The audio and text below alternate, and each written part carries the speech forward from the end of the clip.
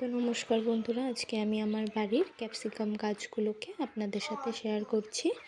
আর আমি ক্যাপসিকাম গাছগুলোর সাথে কী কী অসুবিধায় পড়েছি সেগুলো আপনাদের সাথে শেয়ার করব। তো প্রথমে দেখে নিই, গাছগুলো তো এমনি দেখতে সুন্দরই, ঠিকই আছে গাছগুলো, এটাতে ফলও ধরেছে।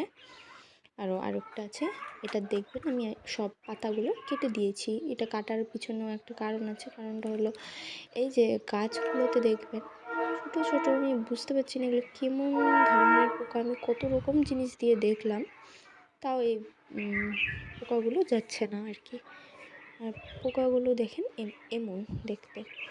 আমি এই পোকাগুলোর জন্য হলুদ, ইনো আর শ্যাম্পু দিয়ে একটা মিশ্রণ বানিয়ে এই গাছগুলোতে দিয়েছি। জানি না, আজকে সকালেই দিয়েছি, গাছগুলো কি হবে।